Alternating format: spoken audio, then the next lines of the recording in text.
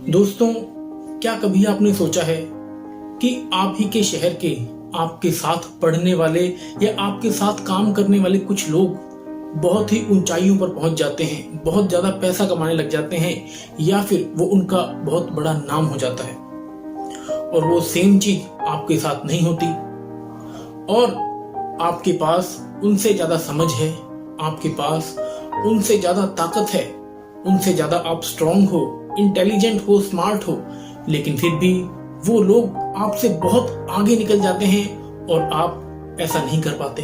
तो दोस्तों, इसके पीछे एक छोटा सा रीजन है और वो रीजन ये है कि वो अपनी लाइफ में जो भी काम करते हैं उस काम के पीछे उनका एक मकसद होता है। उन्हें किसी जगह पर पहुंचना होता है, किसी लक्ष्य को प्राप्त करना होता है।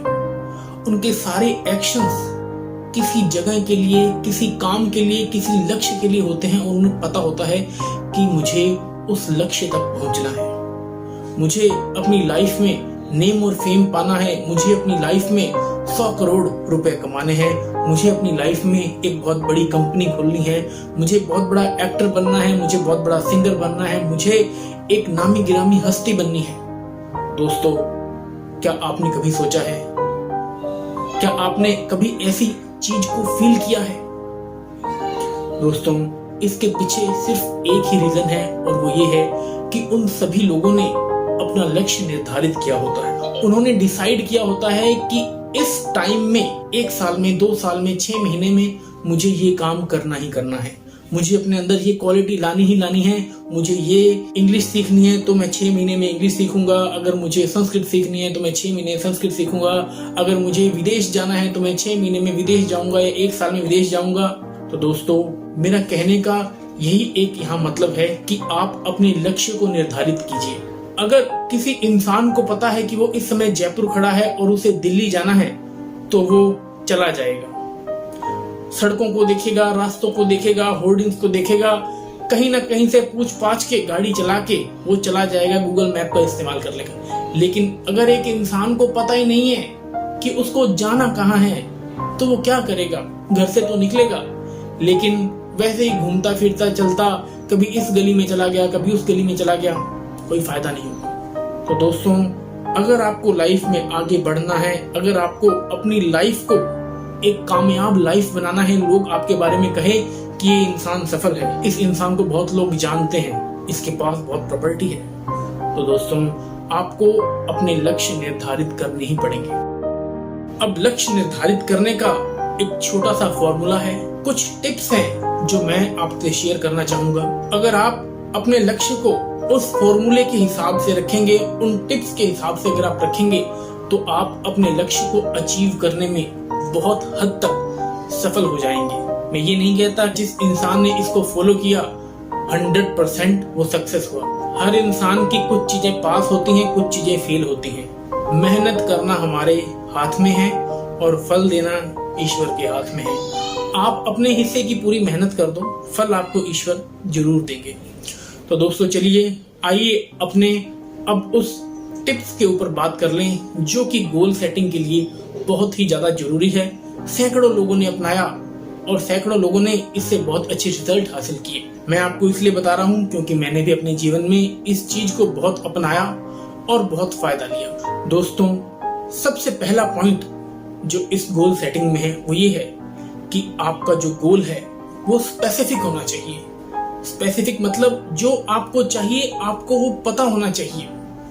आपको जो गाड़ी चाहिए आपको उसके बारे में सब कुछ पता होना चाहिए कि आपको ऑडी चाहिए तो उसका मॉडल नंबर क्या चाहिए, वो कितने पैसे में आती है, कौन सा उसका मैन्युफैक्चरिंग है, सारी डिटेल आपको होनी चाहिए। आपको ऐसा लगता है कि आपको घर चाहिए तो आपको ये पता होना चाहिए कि आपको घर अपने शहर में कहाँ चाहिए, सेंटर में चाहिए, कॉर्नर में चाहिए, लेफ्ट फेसिंग चाहिए, राइट फेसिंग चाहिए, कितने स्क्वायर फुट का होना चाहिए, कैसा बिल्ड होना चाहिए, कैसा इंटीरियर होना चाहिए। लेकिन आपको उसकी ज्यादा से ज्यादा नॉलेज होनी चाहिए, आपको पता होना चाहिए कि आपको लेना क्या है, क्योंकि लोग कहते हैं स्पेसिफिक इज टेरिफिक। अगर आपको पता ही नहीं है कि आपको लेना क्या है तो फिर यहाँ थोड़ी सी गड़बड़ी हो जाती है। अगर आपको कोई घर से कह दे जाओ मेरे कपड़े ले आओ, तो फिर आप कौन से कपड़े लेके आओगे? कंफ्यूज हो जाओगे। अगर आपको कह दिया जाए कि घर जाओ और मेरी व्हाइट शर्ट और ब्लैक पैंट लेके आओ, तो आप आसानी से जाओगे, आसानी से ले आओगे। तो ये होता है दोस्तों स्पेसिफिक का फायदा। दूसरा, गोल शुड बी स्ट्रेचेबल, मतलब थोड़ा सा तो उसमें स्ट्रेच नाम की चीज होनी चाहिए, थोड़ी सी तो आपकी मेहनत लगे वो होना चाहिए। फॉर एग्जाम्पल, अगर आपको गाड़ी खरीदनी है, गाड़ी है 10 लाख की, 6 लाख रुपए आपके पास बैंक में पड़े हैं, आपकी हर महीने की सेविंग 30-40 हजार है, तो आपने अगर कुछ पैसे देके गाड़ी ले लिया और अब आप उसे ईएमआई पर गाड़ी ले रहे हैं, तो ये कोई स्ट्रेचेबल गोल नहीं है। ये एक सिर्फ डिसीजन है जो कि आपको पता है कि आप कर लेंगे। स्ट्रेचेबल का मतलब होता है आपकी थोड़ी जान लगे, आपको थोड़ा सा जोर आए उस चीज को पूरा करते वक्त, अपने गोल को हासिल करते वक्त। डिसीजन में और स्ट्रेचिंग में बहुत फर्क है दोस्तों। जो गोल लें कुछ इस टाइप का लें जिसमें थोड़ा सा जोर लगे, थोड़ी मेहनत हो, अपने आप को आप मोटिवेट कर सके कि हाँ ये मेरा गोल है, इसके लिए मैंने ये सारी चीजें की हैं। तो दोस्तों जो दूसरा पॉइंट है इसके अंदर वो है स्ट्रेचेबल। जो गोल हो थोड़ा सा स्ट्रेच हो, आपकी लिमिट से थोड़ा सा ज्यादा हो, ताकि आप उसके ऊपर थोड़ा और मेहनत करें, थोड़ा और डेडिकेशन से, एनर्जी से, फोकस से उसके ऊपर काम करें। जो तीसरा पॉइंट है दोस्तों वो है मेजरेबल। आप जो भी गोल रखो आप उसको नाप सको। जैसे कि मान लो आज अगर आप ये लक्ष्य रखते हो कि मैं हर महीने 5 किलो वजन कम करूंगा और जब तक मेरा वजन 15 किलो कम नहीं हो जाएगा मैं हार नहीं मानूंगा। अब आपने गोल सेट कर लिया कि आप 5 किलो हर महीने कम करेंगे।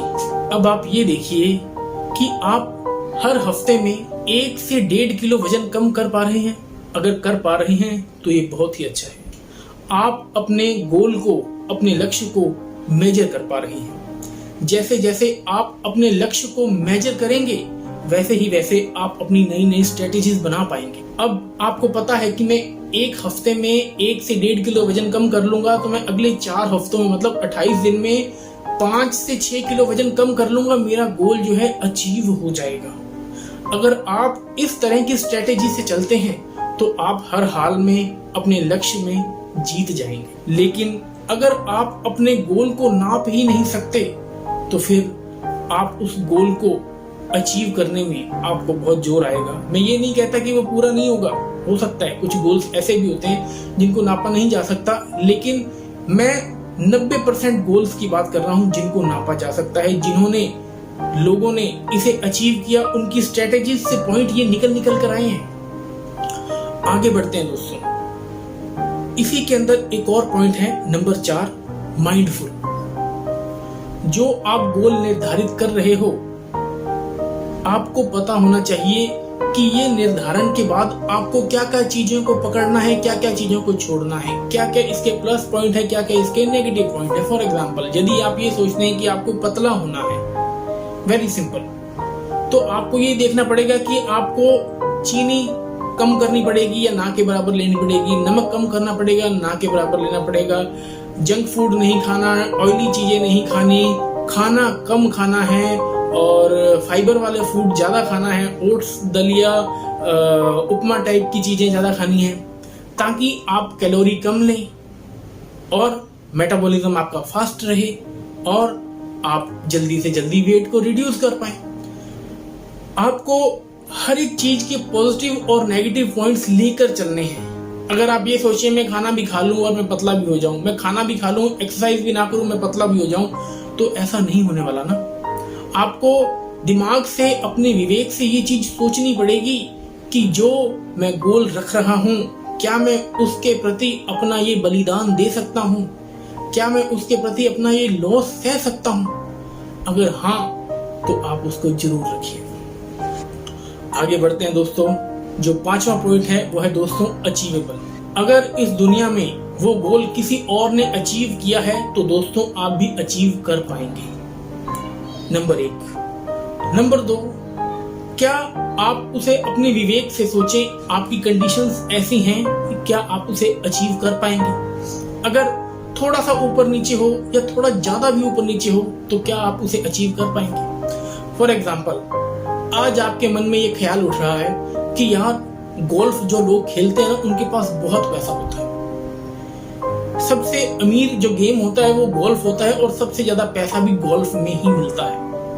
और आप आज सोचें कि यार चलो भैया अपने तो गोल्फर बनेंगे, ठीक है, लेकिन अब आप उसमें ये सोचें कि गोल्फर जब एक बार गेम खेलने के लिए गोल्फ के ग्राउंड में जाता है तो 2 से 3 हजार या इवन 5,000 रुपए भी वो देता है। क्या आप इसे अफोर्ड कर पाएंगे? क्या आप उस ट्रेनिंग की फीस दे पाएंगे जो आप सोच रहे हैं बनने का? तो दोस्तों, इस चीज को आपको जरूर सोचना है। अगर आप उसे अचीव कर सकते हैं, आपके पास वो सारे संसाधन हैं अचीव करने के, तो आप उसे जरूर अचीव करें, उसे जरूर चुनें। लेकिन अगर आप उसे अचीव नहीं कर सकते तो आप उसे कुछ टाइम के लिए डिले कर दें। जैसे गोल्फर का एग्जाम्पल है, ये आप पहले उस लेवल तक खुद कमाई कर लें कि आपको 5-10 हजार रुपए एक दिन के, एक बार के देने में कोई दिक्कत ना आए। लेकिन हाँ, अभी इस स्थिति में आपको ये देखना है कि क्या आप उसे अचीव कर सकते हैं।